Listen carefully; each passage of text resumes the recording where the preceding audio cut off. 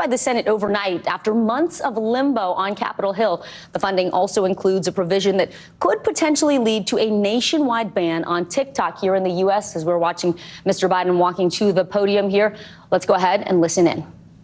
Day for Europe, and it's a good day for world peace, for real. This is consequential.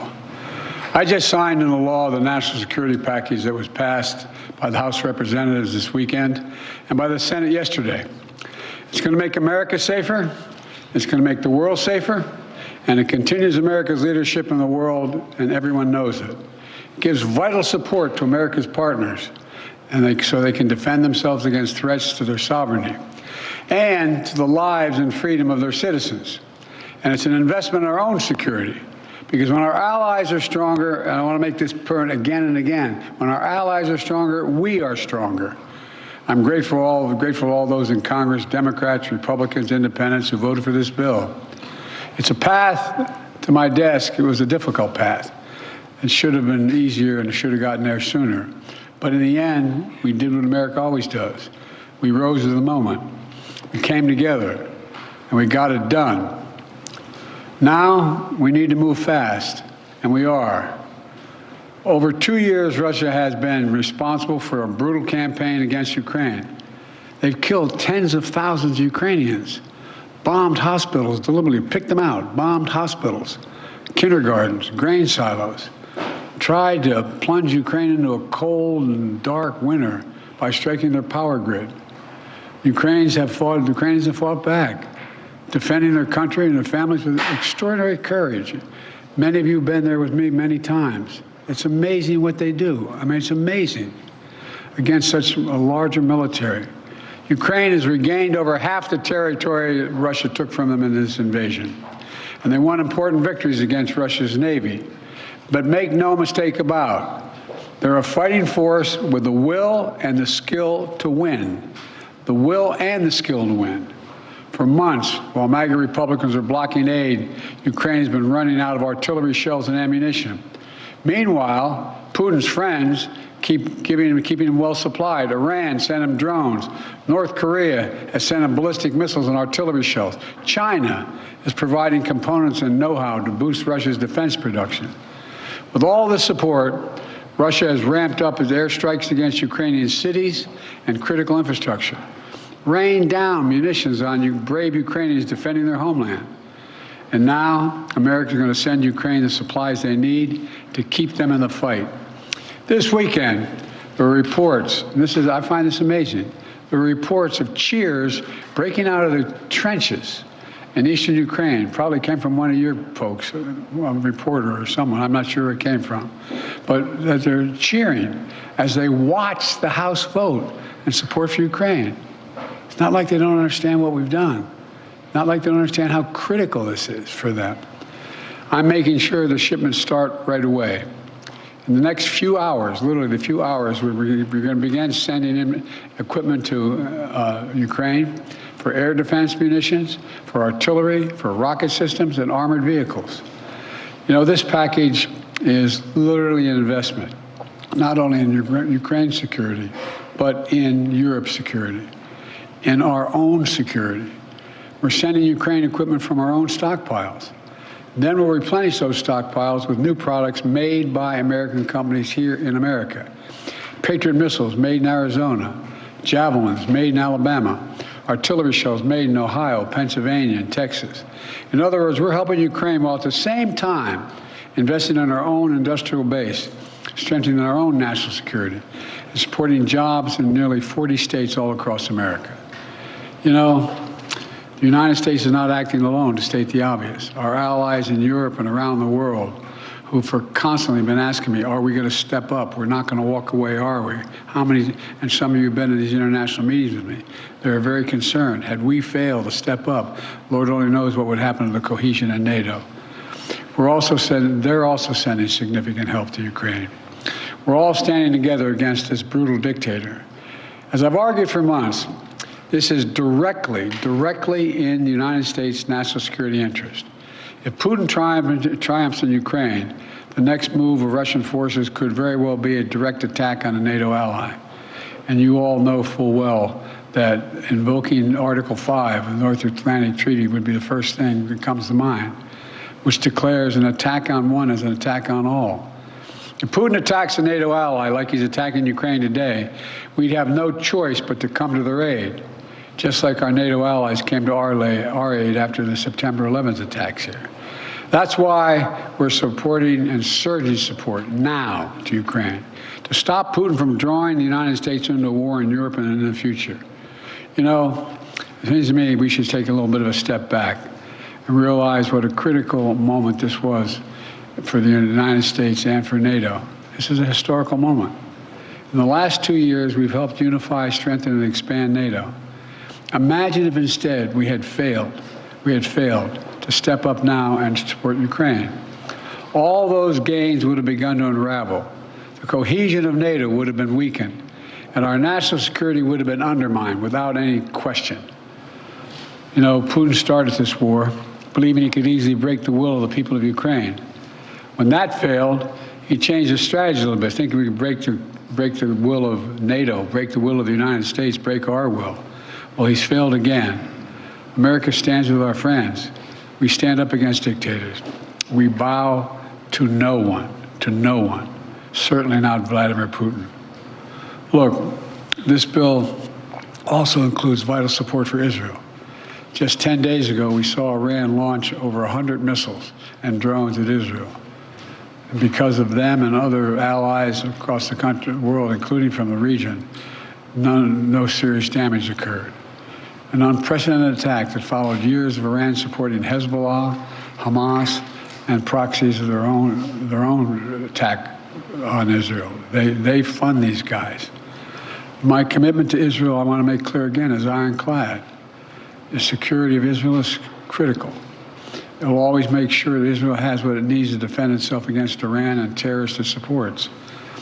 And with this aid, the United States is going to help replenish Israel's air defense and provide other critical events so Iran can never carry out the destruction it intended with its attack 10 days ago. But at the same time, this bill significantly increases humanitarian assistance we're sending to the innocent people of Gaza who are suffering badly. They're suffering the consequences of this war that Hamas started. And we've been working intently for months to get as much aid to Gaza as possible. This bill includes $1 billion for additional humanitarian aid in Gaza. We're going to immediately secure that aid and surge it, including food, medical supplies, clean water. And Israel must make sure all this aid reaches the Palestinians in Gaza without delay. And everything we do is guided by the ultimate goal of bringing these hostages home, securing a ceasefire, and setting the conditions for an enduring peace. You know, there's more that this bill does, as you all know, the press here, including providing for support to strengthen even further our allies and partners in the Indo-Pacific region, as well as humanitarian aid to places including Haiti, Sudan, and Somalia. But there's one thing this bill does not do: border security. You know, just this year I proposed and negotiated and agreed to the strongest border security bill this country has ever seen. It was bipartisan. It should have been included in this bill. And I'm determined to get it done for the American people. But I'll come back to that at another moment, another time. This is a reminder of what America can do when we come together, despite our differences. I want to thank everyone in Congress who made it possible, especially the bipartisan leadership. Speaker of the House, Mike Johnson, Leader Jeffries, Leaders Schumer and McConnell. They don't always agree, but when it matters most, they stepped up and did the right thing. And I mean this sincerely. History will remember this time. History will remember this moment. For all the talk about how dysfunctional things are in Washington, when you look over the past 3 years, we see that time and again on the critical issues, we've actually come together. It hadn't always been easy. But when it's come time to decide to rebuild America, we did it with the bipartisan infrastructure law, which is just underway. When it came time to invest in our semiconductor industry and technologies of the future, we did it with the CHIPS and Science Act. And when it came time to stand with Ukraine and Israel and help the people of Gaza, we did that as well. At the end of the day, Most of us, whether we're Democrats, Republicans, or Independents, believe that America must stand up for what is right. We don't walk away from our allies. We stand with them. We don't let tyrants win. We oppose them. We don't merely watch global events unfold. We shape them. That's what it means to be the indispensable nation. That's what it means to be the world's superpower and the world's leading democracy. Some of our MAGA Republican friends reject that vision. But this vote makes it clear there is a bipartisan consensus for that kind of American leadership. That's exactly what we'll continue to deliver. I thank you all very much, and now I'm going off to make a speech at the hotel I'm late for, and I'm plenty of time to answer questions on this and other matters. Can I ask a quick one on TikTok? Mr. President, do you have a message for the protesters on campus? Okay, you were just listening to President Biden speaking about how he has just signed this $1 billion aid package into law. He spoke about some of the highlights, that this would include equipment for Ukraine from, quote, our own stockpiles, funding our own national security and our industrial base, and funding jobs in various states that allies in Europe are also helping. But also what's interesting about this bill is a provision that includes the future of TikTok. I'm joined now by my co-anchor, Morgan Radford here. We want to bring in senior White House correspondent Gabe Gutierrez. Gabe, you were listening to this at the same time we were. What stood out to you? What are some of the highlights in his messaging on Israel as well? Hi there, Vicki. Good morning. Well, yes, as you mentioned, the president taking a victory lap of sorts and saying that this was, quote, a good day for world peace. That's how he started his remarks. And this comes after intense negotiations over the past few months, Vicki.